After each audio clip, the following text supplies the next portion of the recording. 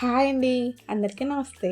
Welcome to అమ్మ అభిరుచి. ఈరోజు ఎంతో రుచికరమైన, తింటే ఒంటికి చలవ చేసే అద్భుతమైన బెండకాయ మజ్జిగ చారు ఎలా చేయాలో స్టెప్ బై స్టెప్ అయితే చూద్దామండి. ఒక్కసారి ఈ విధంగా చేస్తే ఇంట్లో అందరూ మళ్ళీ మళ్ళీ చేయమని అడుగుతారు. అంత బాగుంటుందండి. వీడియో నచ్చితే ఒక్క లైక్ చేయండి, షేర్ చేయండి. ఇంకా మన ఛానల్ని కొత్తవారు ఎవరైనా చూస్తుంటే సబ్స్క్రైబ్ చేసుకుని బెల్ ఐకాన్ కూడా నొక్కండి. దీనికి కావాల్సిన ఇంగ్రీడియంట్స్ ఏంటో చూద్దామండి. నేను వచ్చేసి ఒక కప్పు పెరుగునైతే తీసుకున్నానండి.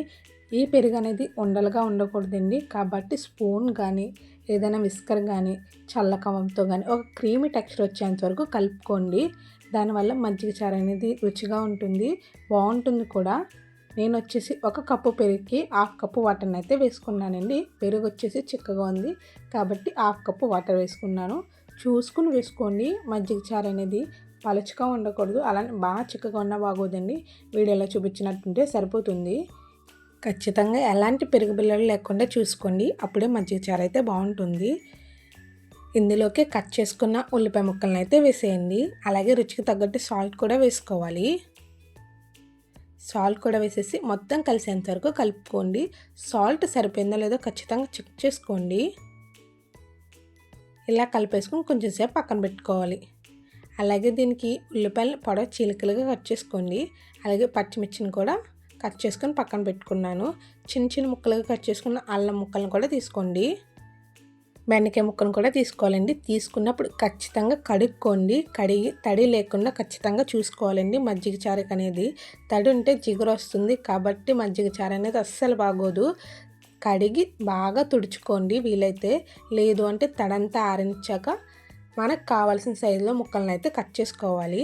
అలాగే 1 స్పూన్ పచ్చెనపప్పు, 1 స్పూన్ మినపప్పు, జీలకర్ర, ఆవాలు, ఎండుమిర్చి, కొంచెం కరివేపాకును కూడా తీసుకోండి. అలాగే 3 రెబ్బలు వెల్లుల్లిపాయ రేకలను కూడా వేసుకోవాలండి. ఇప్పుడు స్టవ్ వెలిగించి గిన్నె పెట్టుకుని ఆయిల్ వేయండి. 1 స్పూన్ ఆయిల్ని అయితే వేసుకోండి. ఆయిల్ బాగా వేడెక్కాలండి. అప్పుడే బెండకాయ ముక్కలను అయితే వేసేసుకోవాలి.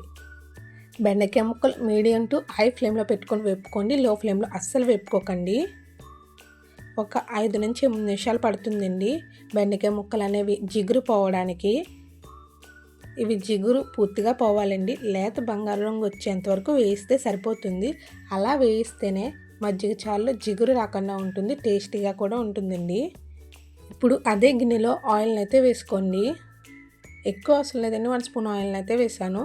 ఆయిల్ వేడెక్కాక 1 స్పూన్ పచ్చెనపప్పు, 1 స్పూన్ మినపప్పును కూడా వేసాను. ఇవి కొంచెం సేపు వేగితే సరిపోతుందండి, ఎక్కువ అవసరం లేదు. ఇవి కూడా వేగాక ఇందులోనే జీలకర్ర, ఆవాలు, ఎండుమిర్చి, కరివేపాకు, ఎల్లుల్లిపాయ రెబ్బలను కూడా వేసేయండి. ఇవి కూడా వేసేసి కొంచెం సేపు వేగనివ్వాలండి. ఎక్కువసేపు పట్టదండి, చాలా ఈజీగా అయిపోతుంది, టేస్టీగా కూడా ఉంటుందండి. పోపులన్నీ వేగాక ఉల్లిపాయ ముక్కలు, పచ్చిమిర్చి, అల్లం తరుగును కూడా వేసేసుకోండి. మన స్పైసీకి తగ్గట్టు ఎండుమిర్చి, పచ్చిమిర్చిని వేసుకోండి. కారంగా ఉంటేనే బాగుంటుంది కాబట్టి కొంచెం ఎక్కువ వేసుకోండి. పోపులను కూడా అస్సలు మాడనివ్వకండి, మంటను లో ఫ్లేమ్లో పెట్టుకొని వేపుకోవాలండి. చాలా ఈజీ రెసిపీ కూడా అండి. ఇవి వేగాక ఇందులోనే కొంచెం సాల్ట్ వేసుకోండి. మనం ఇందాక వేసిన సాల్ట్ ఓన్లీ మజ్జిగకి వేసామండి, కాబట్టి ఉల్లిపాయ ముక్కలు వేగడానికి కొంచెం సాల్ట్ని వేసుకోవాలి. అలాగే కొంచెం పసుపును కూడా యాడ్ చేసుకోండి. కలర్ కోసం మీకు ఎంత కలర్ కావాలంటే అంత పసుపుని అయితే యాడ్ చేసుకోండి, ఆప్షనల్ మాత్రమే. ఇవి కూడా వేసేసాక పచ్చివాసన పోయేంత వరకు వేగితే సరిపోతుందండి.